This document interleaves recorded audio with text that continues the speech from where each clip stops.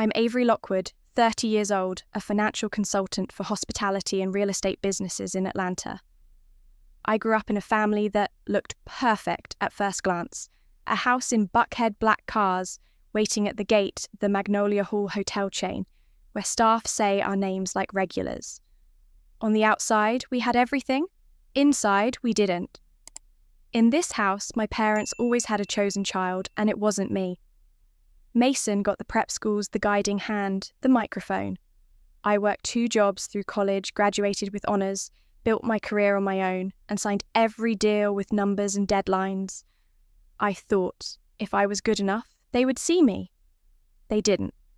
The only person who truly saw me was my grandfather Hal, who built our fortune with early real estate moves and believes in originals and wet ink signatures. He set up a $5 million trust to be split between me and Mason when we came of age. There's a rumour in the hotels too, a brass key that opens the original papers whose location only he knows. I didn't think much of it until that morning when my mother called in tears, saying he had taken a bad fall, and I stood at the airport gate with a cold coffee and a business trip that could land my first big contract on my own. I didn't know that Cool would pull me out of the photo line on the wall and into a fight built around a small piece of brass, and that what they thought they would take would be the very thing that turns everything around. The lobby of Magnolia Hall has a light, clean scent that always makes me think of polish and the smell of new money. The floor shines like a flat, still lake. The elevator rings a short chime and the doorman nods as if he has practiced that nod for years. On the wall is a row of frames, showing my brother Mason cutting ribbons, shaking hands, standing before champagne towers. The light in those photos always lands on his smile just right. I stop at the bar for a black coffee, open my phone and check the spreadsheet. Green is done, yellow is pending, red is risk. My job is simpler than people think. I manage profit models and cash flow for hotels and rental buildings in the city. I live by schedules, metrics, and emails answered on time. This morning, the hotel has a walkthrough with an investor group, so the communications team rolled cameras into the lobby. My mother Vivian came out first, the scent of a newly opened perfume bottle. She leaned in, set a hand on my shoulder like a director's habit, then tilted her head toward the photographer. She spoke softly just for me to hear, "Send your analysis to Mason so he can use it for his remarks to the investors this afternoon. People like to hear from the heir." Her voice was gentle but clear, the kind of advice that invites no debate. I nodded without promising. I have learned to let numbers speak for me, and to let answers appear when they are needed, not when someone wants to hear them. My father arrived right after, and Mason came with a communications staffer, wearing a name badge clipped to his shirt. They took the centre. The photographer lowered his camera and told me to step half a pace to the left, so Mason would be in the middle of the frame unobstructed. I shifted half a step. Not the first time.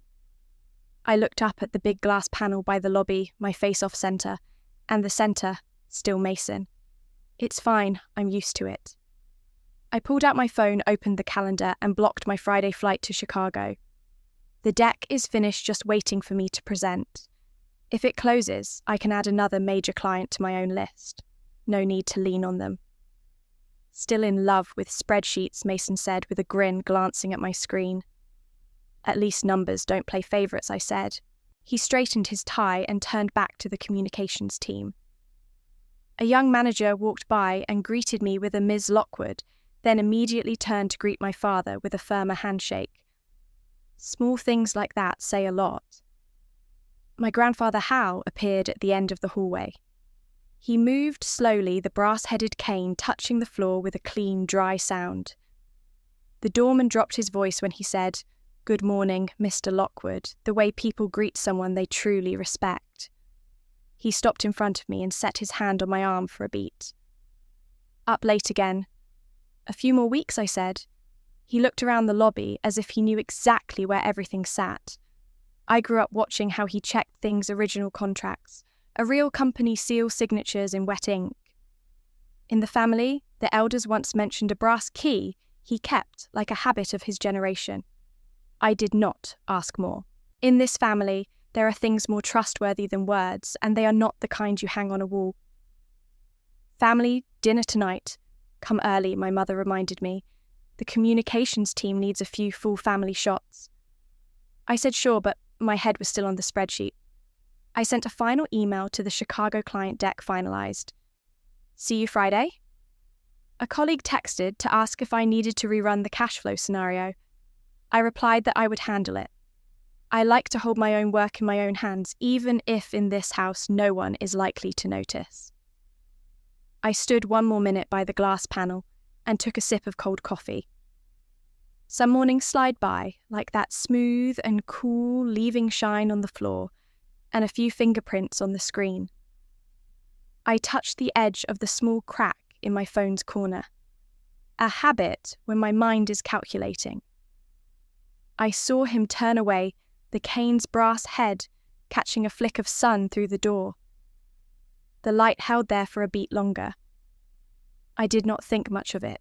I was only thinking about the flight, the day after tomorrow, the conference room in Chicago, and the cleaned slides, the feeling of signing without needing the Lockwood name to introduce me. The lobby chimed again. People came and went. I put my phone away and stepped through a patch of light on the floor. If there is anything I have learned here, it is that standing off-center does not mean you have no weight. I have a schedule, I have numbers, and I have a job to do well before I get on that plane. I did not yet know how a single phone call could throw everything off its axis. But that morning, seeing the brass glint on his cane, I found myself thinking about things that last longer than image, things that do not need to be hung up to prove themselves. My phone buzzed before that thought faded. The screen lit with Mom incoming. I was at the security line with my boarding pass, tucked under my thumb, and a paper cup of coffee that had gone flat. The announcement for the first boarding group floated over us, and for 1 second I almost let the call roll to voicemail. I answered. Her voice came in broken and wet. Your grandfather fell and hit his head. We are waiting for a CT scan.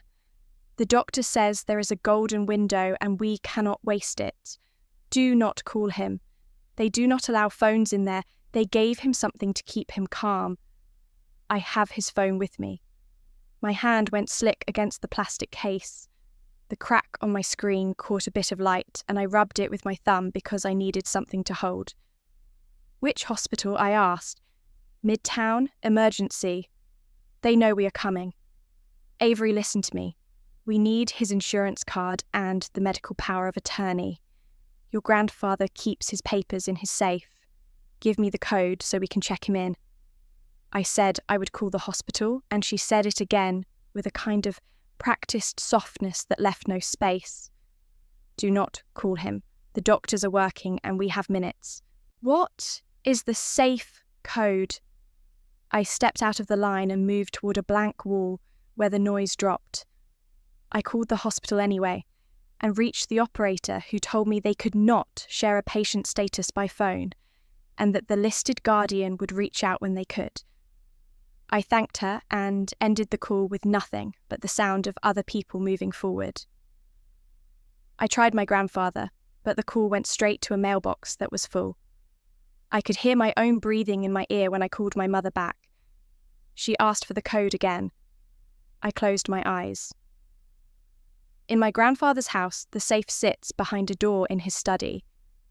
He told me once that he kept original documents there because he liked the feel of paper and wet ink. He did not keep cash there. He kept proof. The insurance card and the power of attorney would be there. I read the code and asked her to tell me when she had the card. She said, "Thank you," and hung up fast. I stood a moment longer with the cup in my hand until the coffee cooled my palm more than the room did. It was 9:19 when I opened the airline app and pressed cancel flight. The confirmation email landed in my inbox a heartbeat later. I typed a quick note to my client in Chicago to explain I had a family emergency and asked to reschedule for the following week. Then I opened the ride app and set a car to my grandfather's place in Buckhead. The timestamp showed 9:32. While I waited for the car to pull up, I took screenshots. The call log that showed 9:12, the cancellation email, the ride receipt. I put them in a folder on my phone with a date as the title. It felt like a small way to keep my mind in order when the rest of the morning was not. The car slid up to the curb and I climbed in with my carry-on, and the cup I did not want anymore but could not throw away. The driver asked which route, and I told him to take the fast one. We moved past the windows of shops I knew, and then past the turn-off for the hospital my mother had named. I stared at the sign and told myself there was nothing to be gained by walking in there and demanding facts from a desk that would not give them. Privacy rules protect people. I know that, in theory. It still burns when the person you love is the one behind the rule. My mother texted. On the way. Then a second text, insurance card in hand. We will keep you posted. I typed OK and then deleted it, and then typed it again because there was nothing else to say that would not sound like doubt. The driver kept the radio low and the air cool, and I watched the little triangle on the map crawl toward my grandfather's street. I opened my notes app and started a list. Call the client again at noon to propose new times. Bring groceries if needed. Ask the nurse about next steps. I wrote breathe and deleted it. I was not calm, but I could act.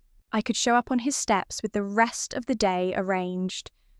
The car turned under the canopy of trees that always make that block feel like it sits outside the city. I remembered the way my grandfather keeps his study just so, the way he sets his cane against the same edge of the desk every time, the way he checks a signature by tracing the line of the pen with one finger.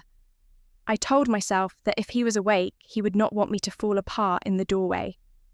My phone buzzed again and a new email came in from the airline with a survey about my cancellation.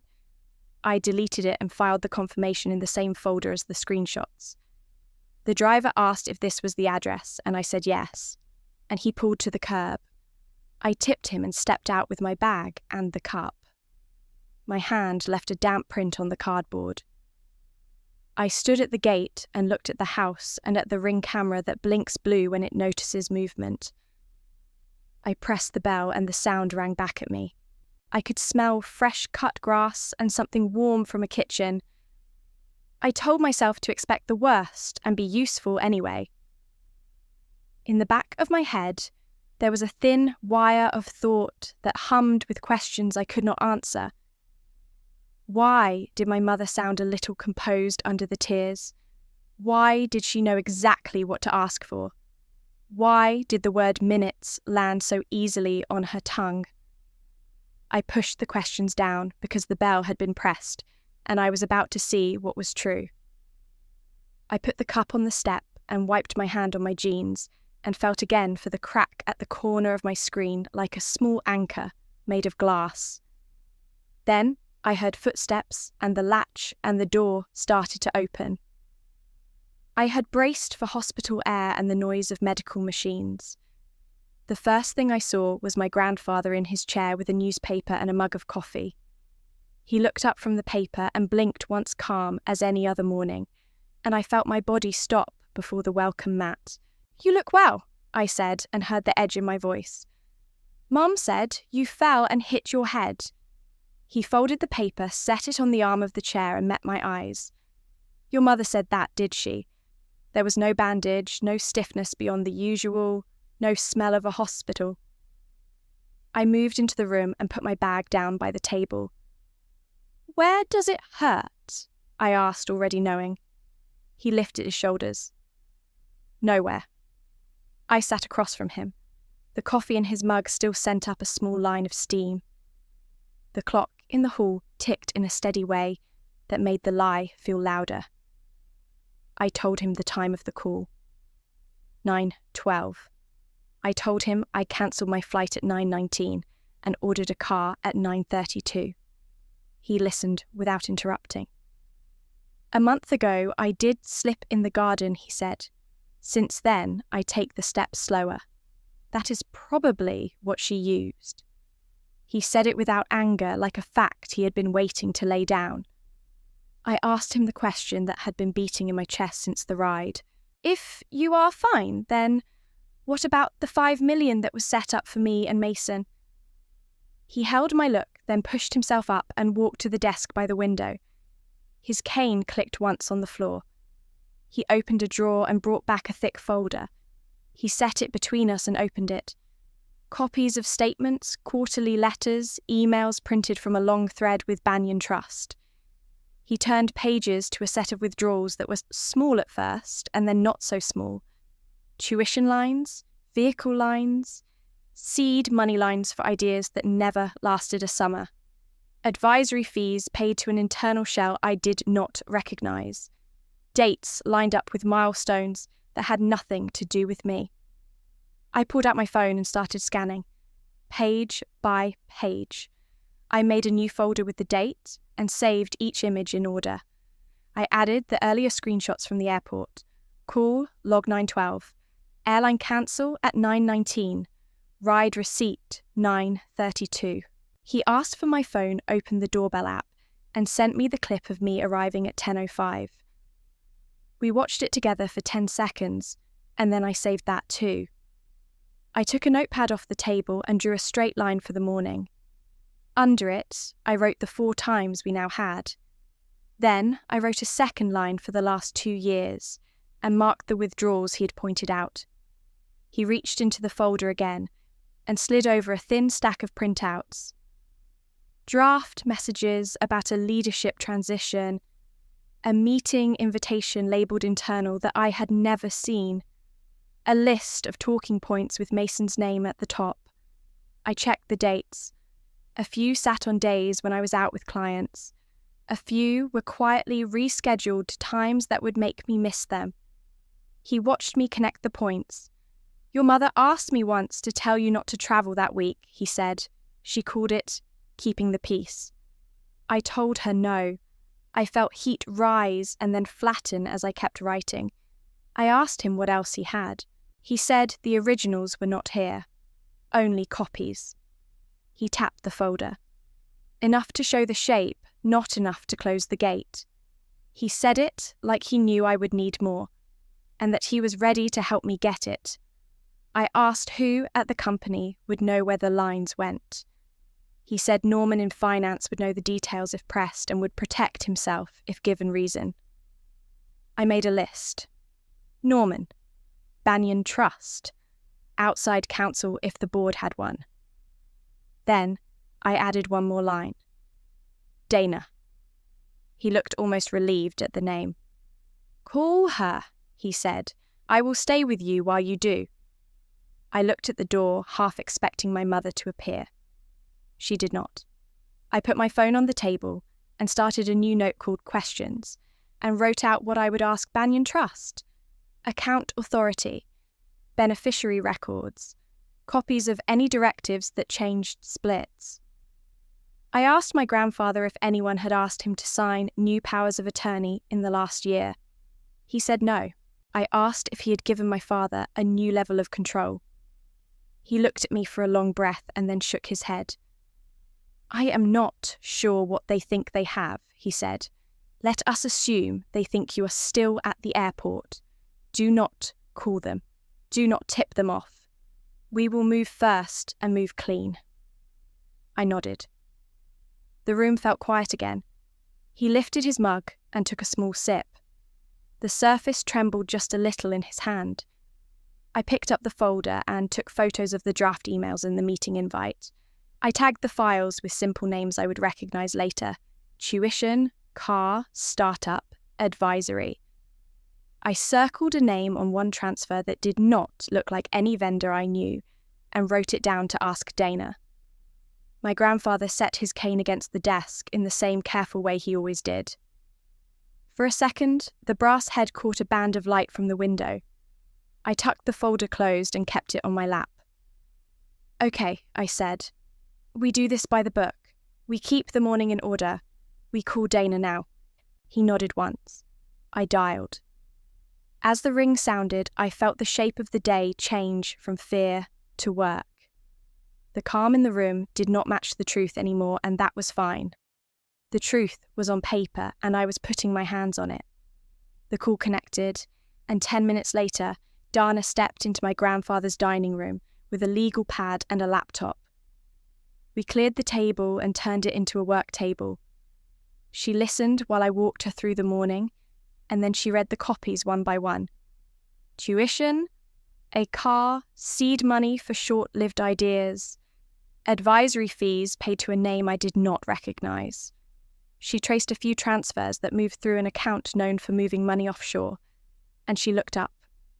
"We need to lock this down fast," she said. "We will seek a temporary restraining order, and we will send a litigation hold to the company today." She opened her laptop and started a list. Preserve email server logs, drafts, drives, cloud accounts and backups, suspend, delete policies, acknowledge receipt in writing.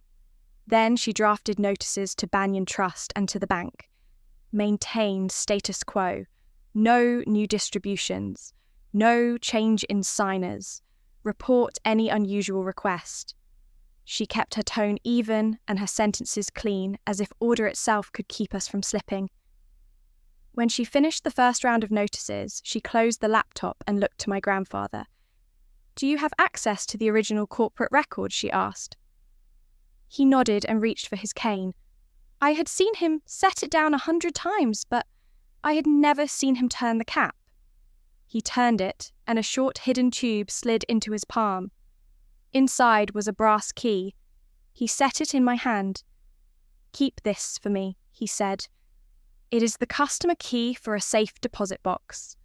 The bank has the other key. Every visit is logged and recorded."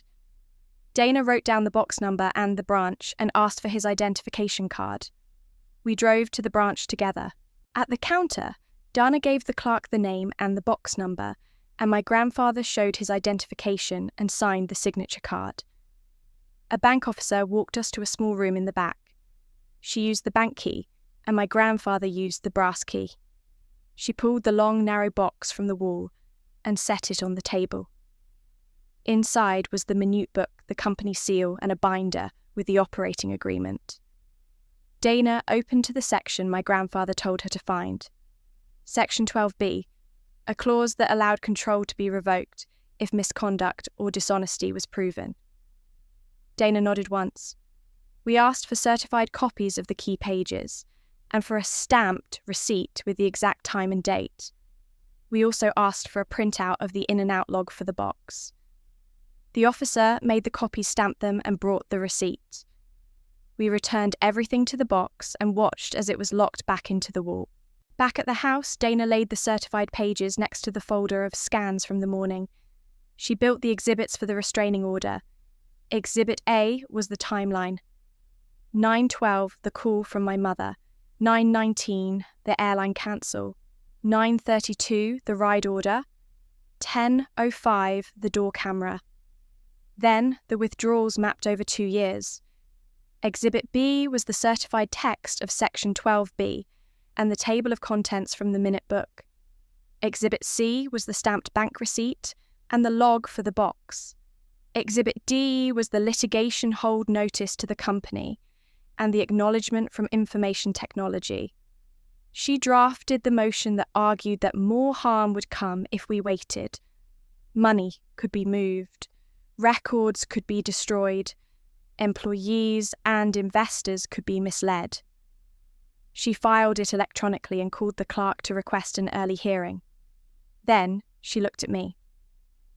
"We will hit them where they hurt the most, which is reputation," she said, but not a second before a judge signs. I agreed. She sent the status letters to Banyan Trust and to the bank and then read them aloud so my grandfather could hear every line. Hold distributions. Keep the structure as is. Notify counsel of any requests. Confirm in writing.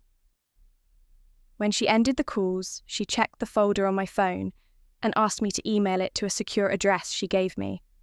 I sent it and watched it leave my outbox. The house was quiet again. The stamped time on the bank receipt felt like a weight in the right place. We had paper that mattered and a clock that now worked for us. Dana packed her laptop and told us to get some rest if we could. The hearing would be early. I thanked her, and my grandfather touched my shoulder and told me to eat something. I looked at the brass key on the table for a second and then put it in my pocket. We kept working. Dana opened her laptop again and I opened mine. The house was quiet. We made a list of what we needed to prove and what could disappear if we were slow.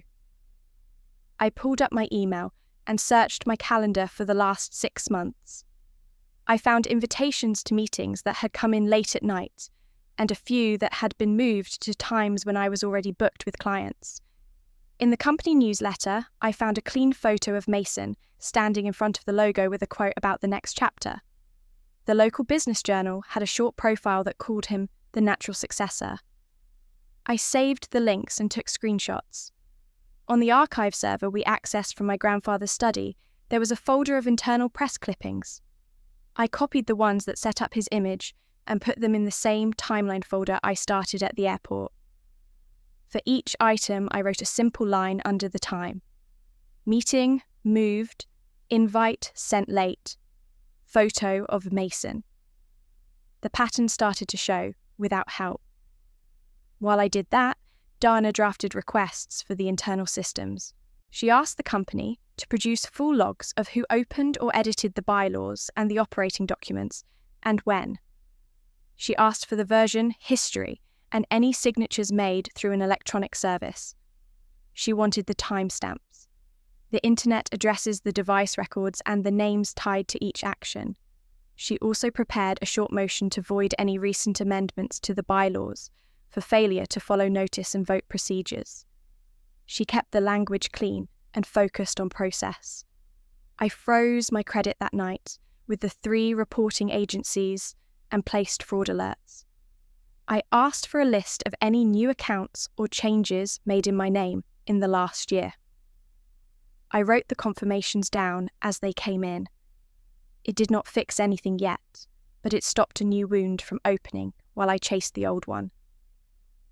By midnight, we had a small set of proof for a larger story. There was a proposal with my name on it that painted me as led, but the emails showed someone else had run it and approved it. There was a line of spending from the trust that dripped across 2 years. Tuition for schools I did not attend. A vehicle. Seed checks for ideas that did not last past summer. Advisory fees to an inside entity that did not match the known vendor list. All small enough to hide in the noise until they stacked into a heap. I looked at the bylaws file again. One PDF had a cover page with a big word across the top. Amended. The change tracked list was fuzzy, and the dates did not match the notice schedule in the handbook. I saved the file and wrote a note for Dana to ask for the original format and the person who requested the changes. She nodded and added it to her motion. We spoke out loud what we both knew. They were not just taking money, they were digging a hole under my name. Saying it out loud did not change the facts, but it set my posture. This was not only about math, it was about the way they had been moving benches out from under my chair 1 inch at a time. We also had to decide what to think about the safe. My mother had texted that she had the insurance card. That meant she opened the home safe. It was easy to believe that she had also seen the brass key we kept as a story in the family. I told Dana that if they believed they had that key, they would push faster. She agreed. We would later see proof of that belief in an internal message that said, "We have the key." Tonight, it was only a reasonable guess. We planned for it anyway. She set a second round of notices to the bank and the trust that repeated the instruction to keep the structure as is and to report any unusual attempts to change signers or move funds. I wrote out a simple script for myself. No direct calls to my parents, no back and forth by text, all contact through counsel. Save everything. Sleep, if possible. We took a short break and then came back to the table to review. The shape of the plan was clear. Lock down data, map the pattern, challenge the amendments, Asked the court to hold the line while we reached for the originals. Dana closed her laptop and told me she would file the motion to void the amendments right after the restraining order hearing, and that she had already asked information technology to pause auto-delete across email and shared drives. I checked the folder on my phone again. It held the morning, and now it held the slow work of a night. I put the phone face down and let my eyes rest. In the quiet, I could still feel the small weight of the brass key in my pocket. It was not a magic object. It was a way to reach the pages that would not bend. I stood and turned off the dining room light. Tomorrow, we would go in front of a judge and ask for time. After that, we would decide how to speak in public without hurting people who had nothing to do with this. By late afternoon, the judge signed the temporary restraining order. We kept the lights low and let the phone screen light our hands. Dana read the draft post out loud and took out every extra word. One post only she said, "No guessing, no drama. We keep to facts that can be checked." She pointed to 3 lines on my screen. The first said that the court had signed an order to keep Magnolia Hall in place while facts were reviewed. The second said that a family emergency had been used to pull me away, and that over time, $5 million, meant for 2 beneficiaries, had been drained into other uses. The third said that I was committed to steady pay for staff and clean bills for vendors, and that any guest would not be affected. No mention of any key. No mention of any tactic we had not yet filed in court. At the end, we added the docket number and the name of the court so anyone could look it up. Dana checked it again, then nodded. I held the phone. My heart felt slow and heavy, not racing. I touched the post button. The screen refreshed and the words went live. I took a screenshot with the time and saved it in the same folder as the rest of the day. The first notifications came in almost at once. Friends from school, a manager I knew from another hotel, 2 former colleagues who just wrote here if you need anything. I stayed with the plan.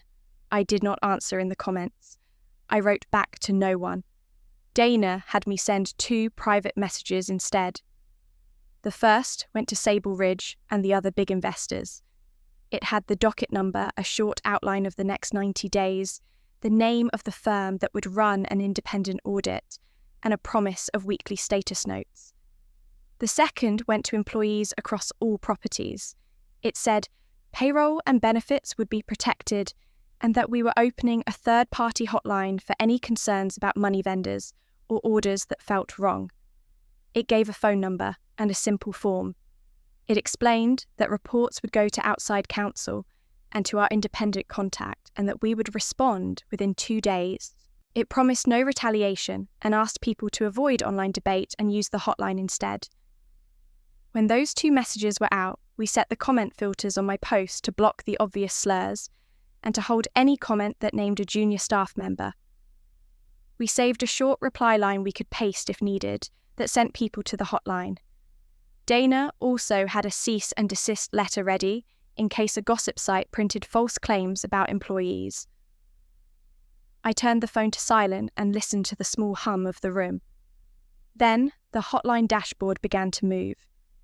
The first message came from a front desk agent who only wanted to know if tips would be paid on time. The second from a housekeeper who asked about a late invoice from last month. The third from a server who shared a note about a manager asking staff not to talk to anyone. We logged each one and sent steady replies. Then the 4th message arrived from someone in finance who did not give a name.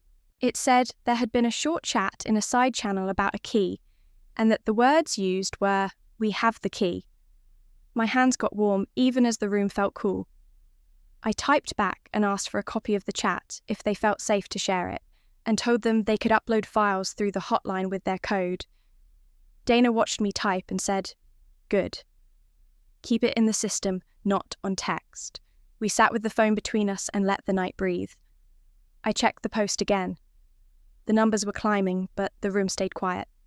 No victory feeling. Just work. I saved another screenshot with the time. I put the phone face down and looked at the outline we had made. Court first, Data, second. Public words, last and only when needed. I thought about the promise I had just made in front of everyone who could read. I am not trying to win. I am keeping this house within the law. Saying it out loud to strangers made it more true for me. I stood, drank some water, and wrote a short list for the morning. Call the clerk. Check on the audit engagement letter. Review the hotline inbox at 9. Then I turned off the screen and tried to sleep with the phone on the dresser. The alarm went off before daylight, and I dressed in quiet clothes and put the folder in my bag. At the courthouse, the hall felt cold and bright. Dana stood with a stack of exhibits and read them one more time while I scrolled the timeline on my phone. When our case was called, the judge confirmed the restraining order and set a follow-up hearing for a preliminary injunction within 2 to 3 days. Each side was told to preserve data and bring a list of what they would show. Dana handed up our list in a clean packet. When we stepped back into the hall, she spoke in a calm voice that always made me breathe slower. We keep building the record. No noise, only proof. From there, we went to the bank. In the waiting room, the carpet was worn in a way that made me think of all the other mornings people had waited for answers. Dana asked for another printout of the safe deposit log for the past 3 months and a copy of the policy that shows how visits are recorded. The clerk brought the pages, and we matched the timestamps to the entries we already had. She put the bank papers into the exhibit folder with the receipt from yesterday and checked the times again. Then, we drove across town to the office of the independent auditor that Sable Ridge had recommended. We sat in a small room with a white wall and a rolling chair and went over scope. They would start with the trust inflows and outflows, any transfers to related parties, and the process for any changes to the bylaws. They set a schedule with checkpoints at 7 days, 14 days, and 30 days. A forensic accountant came in with a corkboard and read pins. He began to map the withdrawals by month. Tuition, a vehicle, seed money, advisory fees to an inside name. He drew a thin line that showed how the amount stacked over time and placed a few clippings from local press on the same dates where Mason had been profiled. He did not say much. He let the pins speak. In the early afternoon, we met with Norman, the chief financial officer, in a neutral conference room. He had his own lawyer who sat beside him and nodded when Norman said he would cooperate if protected. He brought a ledger of withdrawals, copies of emails with short directives, and a screenshot from a side chat. The screenshot carried a single line from a manager. "We have the key." I kept my face still while Dana asked when that line had been sent. Norman gave the date and time and said it came soon after a visit to the family home. He made it clear he believed they had used that key to move ahead with the transfer plan. Dana asked him to walk through each withdrawal and who signed off. He did name by name. She marked the sheet with the signers beside the dates and made notes on how the approvals had been routed. She then asked for the system logs that would show version history and device records for any change to the bylaws or the operating documents. Norman said information technology could produce that within a day. Dana gave him a letter that promised protection for an internal witness who supplied documents in good faith. She numbered each item he gave us, and we scanned them before handing them back. After Norman left, Dana turned to me and spoke the sentence that felt like a line we had been trying to reach since morning. "We have the day, the hour, the signers. The rest is just a habit of lying." In the late afternoon, we filed the motion to void the bylaw amendments for failure to follow notice and vote rules. We attached the calendar showing meetings moved at the last minute, the change tracked file, and the handbook page that sets the process. We also sent a note to the independent auditor so they could request the same logs directly. Back at my grandfather's house, we turned a wall into a working board. I printed the month-by-month withdrawals and pinned them in a row. I added the press clippings and the dates for the court hearings. In the center, I pinned the certified page that carried Section 12B and the stamped bank receipt. We stood back and took a photo for the file. My phone buzzed with an alert from legal at the bank. Someone had just requested a change to authorized signers after business hours. I read the message twice and passed the phone to Dana. She looked at the time and nodded once. "They think they are close," she said. "We will answer with the judge in the morning." I breathed out and saved the alert into the same folder as the rest. The board on the wall looked steady. The plan for tomorrow was clear. Morning came with a new email from the bank legal team that showed another attempt to change. Authorized signers had been pushed through a partner channel. Diana and I drove to Magnolia Hall first. The building felt tighter than usual. Doors, closed voices, low the air like before a storm. Vivian and my father met with their lawyer behind glass and sent a flurry of meeting invites marked urgent to a small circle. I could see a packet on the table with the word amended on top. They were trying to finish a transfer while the order from the court was still warm. We did not walk in. We logged the times and left for the bank. There, we learned that my parents had shown up early, with a brass key they said proved they could reach the original records. The officer at the desk had asked for the most recent receipt for the safe deposit visit, and the original minute book along with the access log. They did not have any of it. The officer wrote a short note to compliance and copied us. It read, "Missing original minute book and seal." Dana forwarded the signed court order again and asked that any action on new signers be held until the hearing date and that any attempts to move funds be flagged. By midday, a gossip blog pushed a story that said I was unstable and trying to break the company. The headline went out with a photo of me from 2 years ago. Dana sent a cease and desist with the docket number and a one-line request for a correction and removal. We screenshotted the post, the time, and the host name and filed it into our folder. Back at the house, the hotline showed 3 new notes from staff who felt nervous about the post, and a 4th from someone in finance, confirming that a manager had said we have the key in a side chat the day before.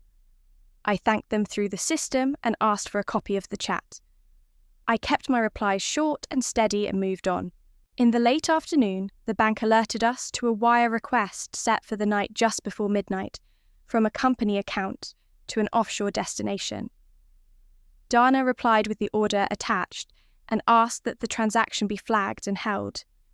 She also opened a recall ticket in case the hold failed. She wrote to the trust and repeated that no distribution or sign a change was permitted without a new order. While she did that, I moved every text and email that tried to pull me into side conversations into a single mailbox. I did not answer anyone directly. I put an auto-reply that said please contact counsel and listed Dana with her number. I saved each attempt to my timeline. I do not argue one-on-one. I save evidence. At Magnolia Hall, the information technology team sent Dana a report showing that a manager had tried to delete a string of emails and a draft, and that the legal hold had blocked the action. They attached a system log with the date and time and the username. Dana added that to our exhibits and thanked the team for holding the line. Norman, the chief financial officer, sent a note through his lawyer with more detail on the meeting, where the side chat "we have the key" had been typed. He provided the timestamp and the names of the people in the chat room. He also sent a clean ledger line that showed the pattern of withdrawals and who approved each one. His lawyer asked for written protection again, and Dana sent it back in minutes. Evening came, and, with it, another email from bank compliance that repeated the same phrase I had read all day: missing original minute book and seal. Then, a second email confirmed that the night wire had been placed on hold under the court order and would not move without further review. I put both emails into the folder and named them by time. We returned to the office at Magnolia Hall, long enough to watch staff pack up and to see my mother walk past, with the same hard smile she used for donor events. She did not look at me. I did not offer a word. I kept my hands on my phone and my list. Before we left, I checked our post again, and the hotline. More messages from staff with real worries about shifts and pay and guests. We replied with the same promise and pointed back to the memo. When we stepped outside, the air felt cooler. The day had not given me any joy. It had given me a record that held. We drove home. I backed up the folder to a second place and set an alarm for the morning.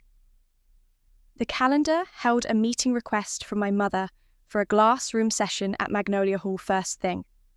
I looked at the invite and then at Dana. They will bring their key, I said. We will bring the truth. They will bring their key, I said. We will bring the truth. Morning light ran across the glass room at Magnolia Hall when we walked in. The shredder in the corner hummed in a steady way. We set our bags on the table. Dania laid out the certified pages and the bank receipt. Norman stood with his lawyer by the wall, quiet and ready to answer dates. Vivian and my father were already seated with their counsel. Mason paced and checked his phone. I plugged in a small projector and put the flowchart of 5 million on the glass. Arrows linked tuition, a car seat checks and advisory fees. As the numbers filled the pane, I could see our faces faintly reflected in them. I kept my voice even and named the 4 time points from the first day and the 2 years of withdrawals that led us here. Dana reminded everyone that a court order was in place and that data must be preserved. No one interrupted. I reached into my pocket and set the brass key on the table. The sound was small and clean. Vivian pulled a key from her bag and placed it next to mine. "We have a key as well," she said. Dana asked that both keys be placed side by side. She pointed to the cut pattern, then to the small engraved number near the head, then to the balance when each sat on a pocket scale she had brought. The patterns did not match. The numbers did not match the bank record. The weight was off by a little, in a way that only real use makes. Dana spoke in a plain voice. "The key from the home safe is a decoy Mr. Howe kept there. The customer key on this side is the one that opens the safe deposit box with the bank key, and it is the one used for the visit yesterday. I said the line I had carried for days. The thing you took was a decoy. This one opens the truth." I slid the operating agreement across the table to section 12B and turned the book so it faced them. Dana placed the signed order next to it, and the stamped bank receipt that carried the time from the previous afternoon, along with the access log for recent visits. She tapped her phone and put the bank compliance officer on speaker. The officer repeated the rules that the bank requires the original minute book and the most recent entry in the access log for any change to control. Vivian tried to answer with a folder that said amended on the cover, but there was no minute book and no log that matched the bank records. The officer said the file would stay pending review. The shredder noise rose behind us. Mason walked to a locked door to the records area and swiped his badge out of habit. The red light showed and the reader beeped. Access denied. He tried again. The same red light. The door stayed closed. At that moment, 2 people from the court team walked in with an officer named Torres.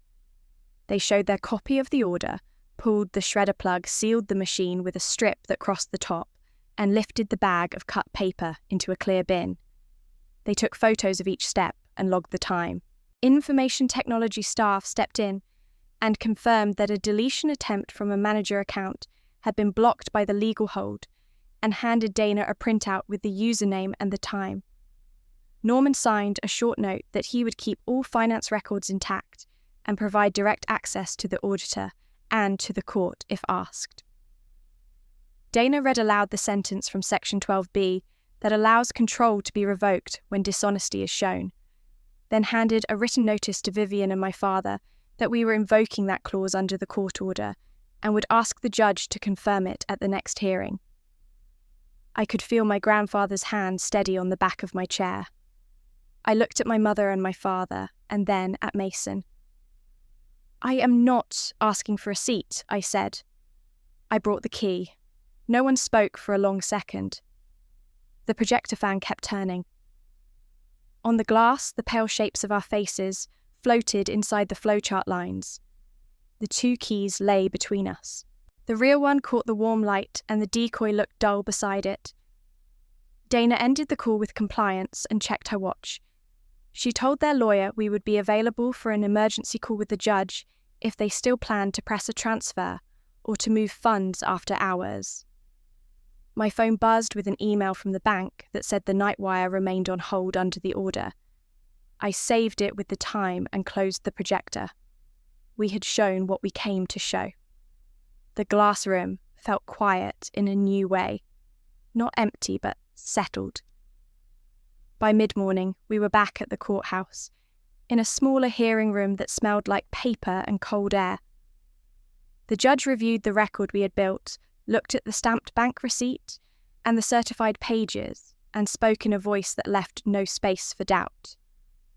The court would keep the restraining order in place, void any steps taken to transfer control, and set a quick date for a fuller hearing on a preliminary injunction. Until then, an independent monitor would oversee operations, and I would serve as acting custodian of records and compliance reporting to the monitor and to the court. Dana wrote the orders on a yellow pad as they came, and the clerk marked each document received. When we stepped into the hall, Dana called the bank on speaker. A clear voice filled the quiet space. "Wire on hold. Recall sent." We thanked them and saved the call log with the time. Back in the room, the court took up our motion on the bylaw amendments. Dana walked through the notice requirements and the vote rules in simple steps. The judge nodded and said the recent amendments were void for failure to follow process, and that the company would return to the prior version until further order. Then the court raised the question of funds taken out of the trust and said a constructive trust might be appropriate for amounts that could be traced. The judge set a date to show cause and told both sides to be ready with ledgers and source records. We handed up the certified copies from the safe deposit box and the receipt with the stamped hour we had taken them out. The clerk logged chain of custody in neat lines. I watched each entry land where it belonged and felt a small untangling in my chest. Outside the courtroom, the monitor introduced herself and laid out how the next days would work. She would meet with information technology and security to protect systems and with finance to confirm that payroll and vendors would be paid on schedule. She asked me to gather key policies and the inventory of records and to set daily check-ins at 9 and 4. I said yes to each item. She was calm and specific, which made it easier to breathe. We drove straight to Magnolia Hall. Security met us at the door with a short list they had prepared after the order came in. Access levels were being rolled back for my mother and father. Their badges would still open public areas, but not records rooms or systems labs. Legal hold banners stayed on. The shredder was sealed and moved to a locked closet. I signed for a new key set as acting custodian, and information technology updated my access on the spot while the monitor watched. We walked the floors. Staff looked at me with careful eyes. I told managers that the court had put an order in place to protect the company and that we would keep people paid and guests safe. I asked them to route any questions to the hotline or to the monitor and not to engage in rumour. By the time we reached the small conference room, the bank had sent a short letter that repeated what we had heard on the phone.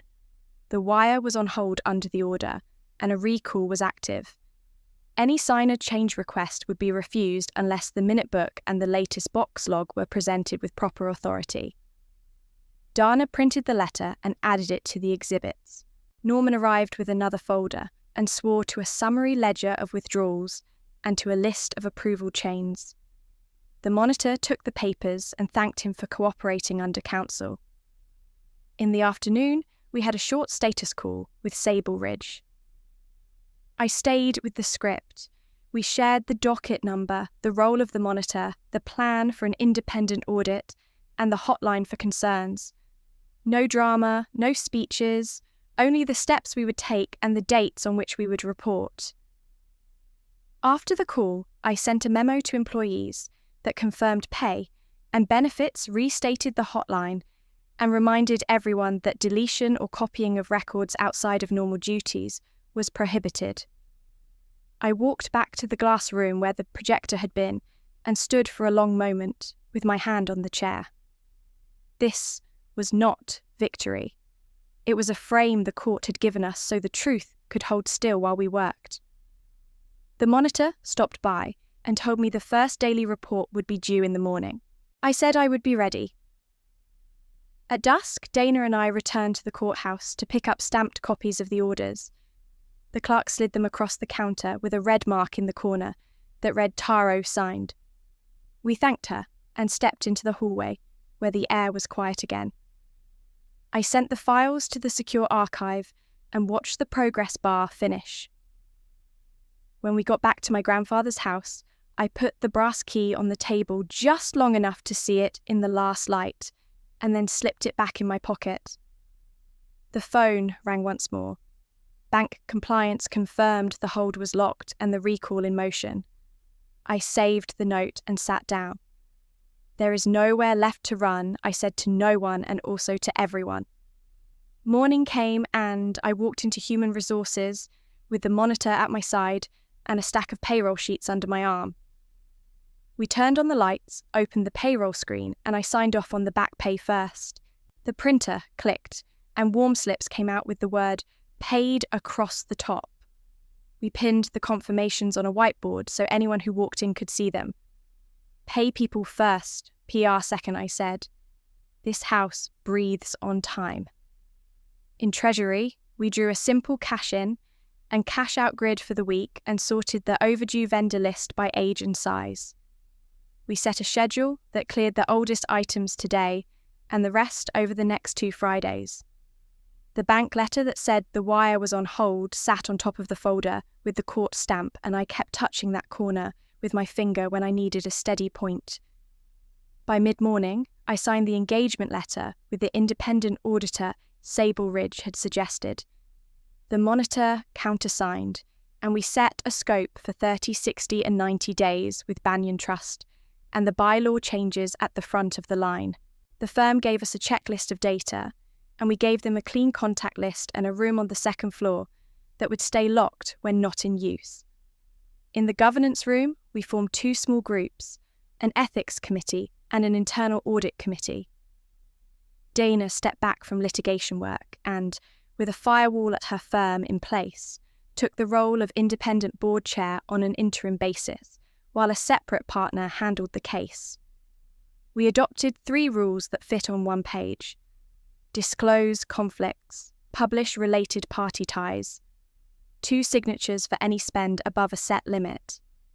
Then we turned to the hotline we had opened. A third party ran it. Reports came with a case code and a response window of 1 to 2 days. We wrote a memo to staff making it clear that no one would be punished for using it, and that deleting or copying records outside of normal work would not be allowed. We closed 3 early tickets before lunch, 2 about late pay and 1 about a strange request from a supervisor.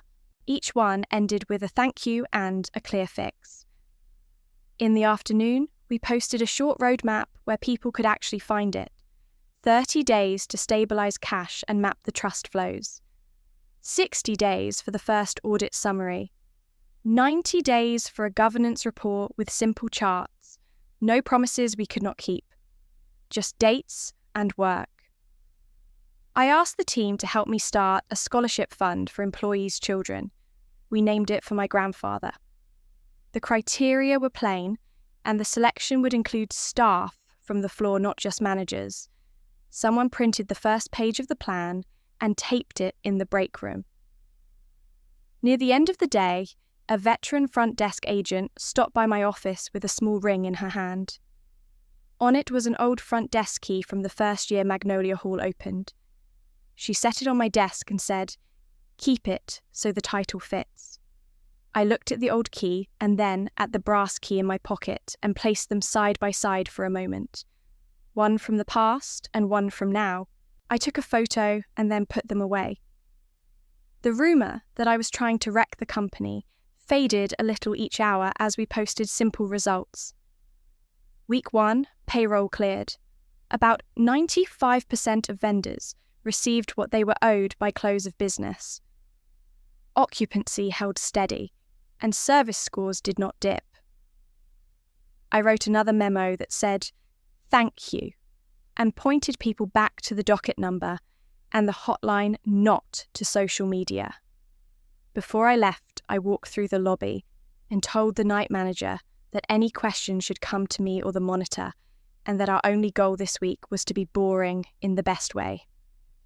When I locked my office, I felt the kind of tired that comes from work done in order. We were not done. We were just steady. That night, I pushed open the door to the rooftop at Magnolia Hall, and the city lay out like a map of small fires. The air was soft and the rail was cool under my hands. I turned the brass key in my fingers and watched the light run through its cut lines. My grandfather came up with 2 paper cups and set one beside me. "You turned their lie into your truth," he said. I told him it was not about winning a fight. It was about putting things back where they belong and keeping them there. The orders came in over the last days like measured steps. The court kept the injunction in place and voided the attempts to transfer control. A constructive trust followed the money that could be traced. The changes to the bylaws were ruled invalid, and the company returned to the version that had rules we could stand on. The monitor stayed on to watch the handoff, and I stayed as acting custodian until the work was finished. The bank called again earlier and said wire on hold and recall sent, and I saved the note like I had saved every other proof this summer. The legal piece had a human side none of us wanted, but all of us needed to hear. My father faced charges and a plan to repay. He is barred from any role in management and must live with limits for a time set by the court. My mother took a plea and accepted a ban from governance. Mason lost his role and signed a schedule to return what he had taken in benefits. He stood in the lobby and read an apology that did not ask for anything in return, and then walked with our coach to start a long program in basic finance and ethics. On the work side, we set our next lines in plain words. We launched an employee equity plan with a vesting schedule people could read on one page. We committed to an independent audit every year and to a summary that staff and investors could read at the same time. We kept the hotline open and promised that no report would be punished. We set a small fund in my grandfather's name for young women who want to work in hospitality or finance, so the next Avery can build without asking permission to enter the room. At sunset, the veteran front desk agent came up the stairs and placed the old front desk key beside the brass key in my hand. "Keep it so the title fits," she said, and then left us there. I looked at both keys, one from the past and one from now, and the skyline drew a thin, silver line in each groove. I thought about the day at the airport and the cold coffee and the call that said he had fallen and that we had minutes. They staged a crisis to take 5 million. The real crisis began when I came home. I put the brass key in my pocket and the older one in my bag. Tomorrow I will sign the next payroll and meet the auditor and stand in front of the staff for our weekly check-in. This is not an ending so much as a clear path. The house breathes on time.